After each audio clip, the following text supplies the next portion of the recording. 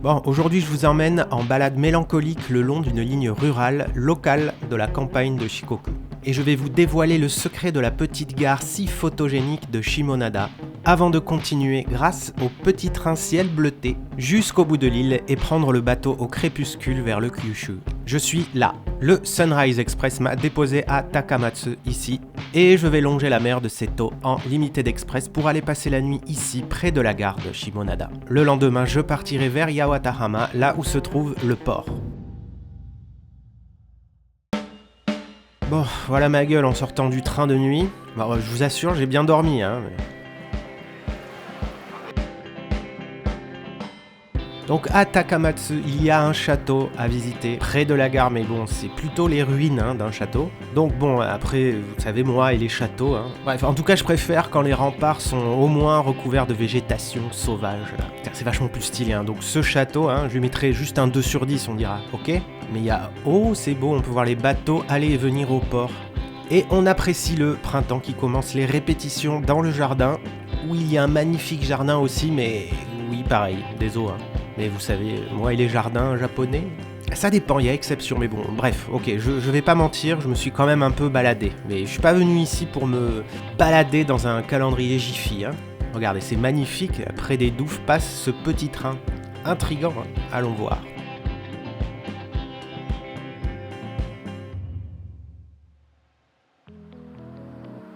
Voici la petite ligne de train privé Kotoden, résultat de 3 compagnies privées locales centenaires. Et sur les lignes où je vais tranquillement faire un tour avant de partir vers mon objectif romantique, ces trains.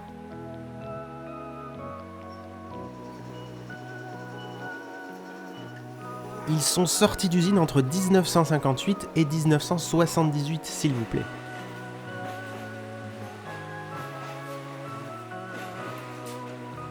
Ils appartenaient avant à la compagnie privée Tokyoite Keikyu.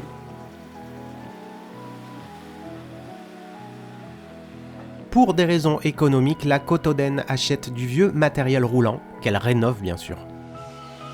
Mais de plus, la curiosité et la fibre culturelle des passagers entrent en jeu, ce qui résulte en une magnifique petite ligne de train rétro, abordable et fiable, dont le design régressif réconforte la plèbe. Non mais c'est canap quoi. Sérieux, ce rouge quoi, oh là là là là.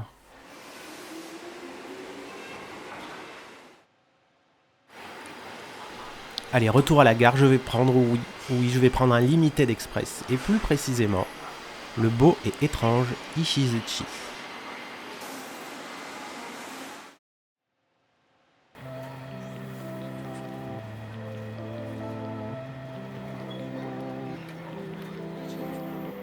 Des 4 îles principales du Japon, Shikoku est la seule à ne pas avoir de Shinkansen. Ces Limited Express bien rincés des années 90 sont donc très utiles pour lier les plus grosses villes. JR Shikoku est la plus pauvre des 6 régions JR et la région a énormément subi l'exode rural.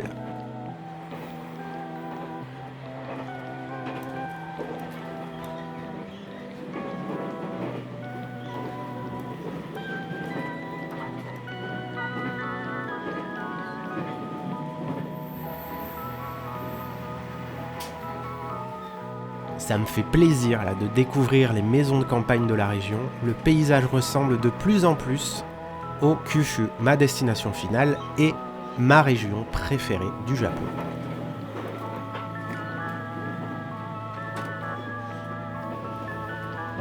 Le Limited Express longe la mer de Seto comme une fusée.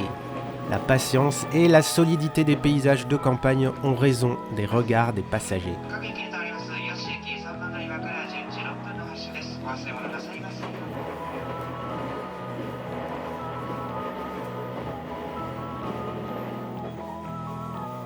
Tout le monde dort. Seul le train balance sur les vieilles voies locales. Je continue ma route tranquillement jusqu'à Matsuyama.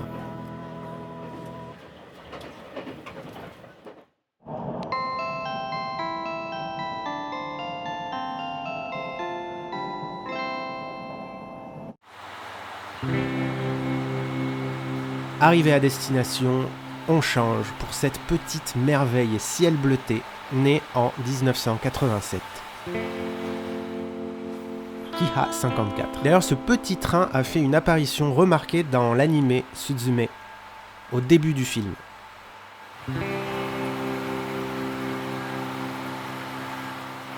Ouh là là là là, ces canapés majestueux.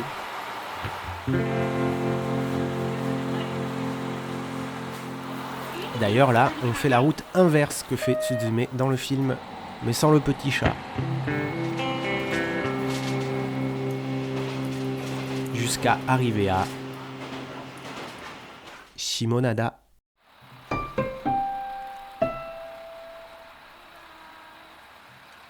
Voilà, Shimonada.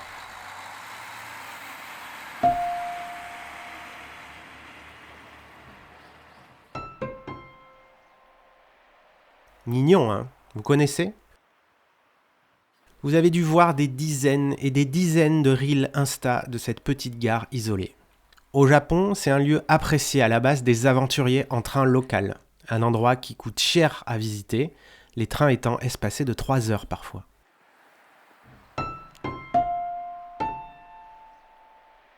Et maintenant, Shimonada, hors champ. Alors là, les gens font la queue pour faire des photos sur le quai, mais c'est rien encore. D'abord, voilà un train touristique qui arrive à quai, un train-restaurant. Il s'arrête ici car le lieu est devenu mythique. Mais plus pour les aventuriers. Tous ces gens que vous voyez là n'étaient pas dans le train avec moi.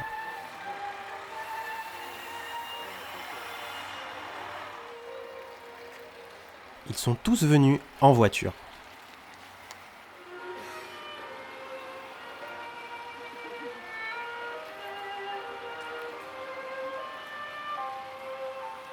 Car oui, pourquoi venir ici en train? Il n'y a rien à faire autour pour patienter 3 heures.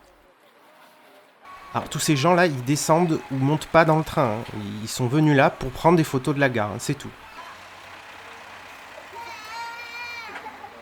Agréable gazouillement d'enfants.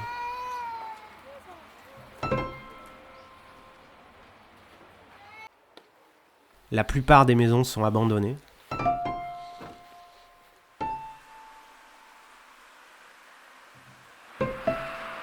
Il reste quelques vieilles maisons de pêcheurs, quelques potagers. Les daikon ont fini de pousser. Alors je savais à quoi m'attendre, hein, donc je suis pas trop déçu. Mais ça fait bizarre quand même. Avant, Shimonada c'était une Hikyoeki, une gare inexplorée. C'est une façon de qualifier les gares au Japon qui ne sont pas abandonnées, mais très peu desservies et même parfois difficiles d'accès par la route. La gare de Dohai, par exemple, où je vous ai déjà accompagné, à 70 mètres sous terre, était une gare inexplorée avant, et maintenant c'est devenu un lieu touristique, avec le bar installé à la place des officines JR. La bizarrerie de ces endroits est appréciée par les voyageurs en train, les fans de train si vous voulez. Ça devient de plus en plus populaire, et puis à la fin, ça devient super populaire. Et c'est pareil pour Shimonada. Et si je ne suis pas si triste, c'est parce que au moins ça fait du bien aux dernières mamies qui sont là et s'occupent de la gare, qui est devenue sans personnel JR. Et aux familles et aux couples qui viennent se prendre en photo ici et ont l'air si heureux. Et aux Instagrammeurs qui viendront ici faire tous toujours la même vidéo en boucle avec la musique de Chihiro. Et moi, c'est pas grave pour moi. Des gares perdues et fantastiques, j'aurai l'occasion d'en croiser plein. Peut-être même très vite, qui sait. Tiens, voilà mon train de retour maintenant. Je dors à une petite station d'ici. Par contre, les gars, là, vous allez pas gâcher mon dernier plan. Hein. Moi, je suis venu en train. Avec mon petit train ciel bleuté en plus, là. Allez, tac, voilà. Hop. Comme ça, c'est mieux.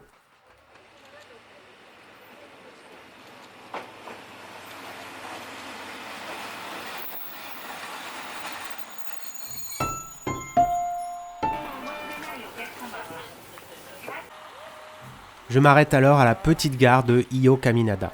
Le train attend son pote qui passe en sens inverse avant de repartir.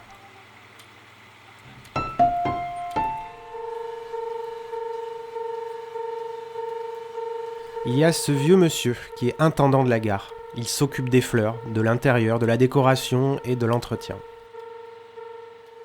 Mais je traîne pas trop, il faut que j'aille me reposer. J'admirerai cette petite gare demain pour le petit déjeuner.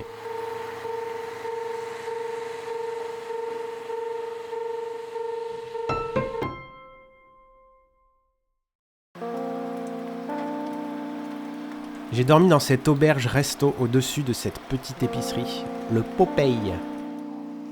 Pas mal. C'était trop cool et les 2 filles qui travaillaient étaient ultra sympas. Je vais attendre mon train dans la petite gare en bois direction le port de Yawatahama. Et là je découvre encore un lieu qui me donnera envie de revenir.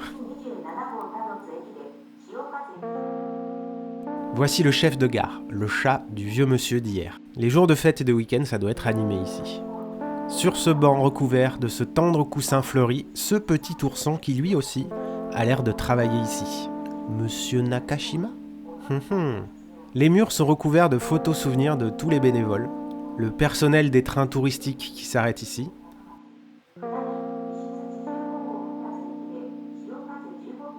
Il y a aussi des dizaines et des dizaines de dessins d'enfants avec des messages de soutien, de bonheur. Mais aussi les autres animaux qui travaillent ici.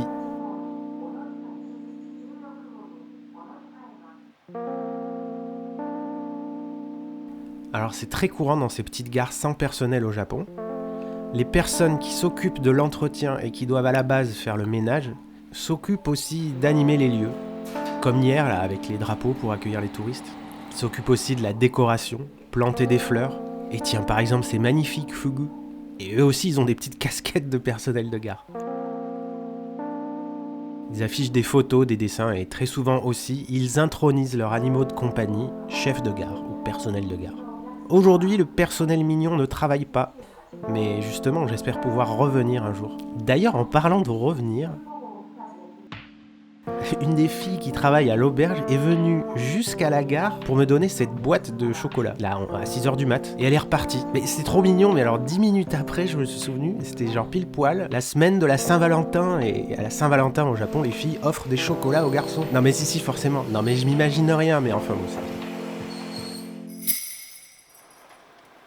Merci beaucoup.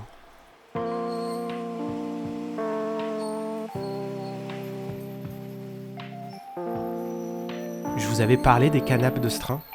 Et quoi de plus à dire, hein. Citron jaune, citron vert. Ça vibre et ça contraste avec le temps pluvieux.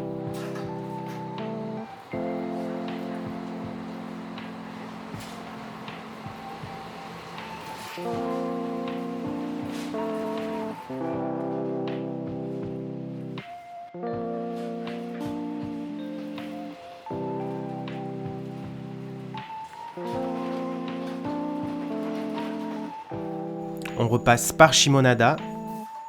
Et même avec ce temps pourri, les gens s'y entassent pour prendre des photos tristes.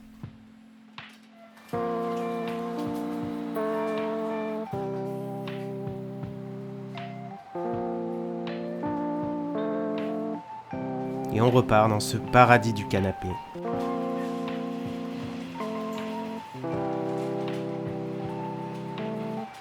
La pluie nous accompagne jusqu'au bout, le long de la mer. Saint-Valentin pluvieuse mais pleine de chocolat.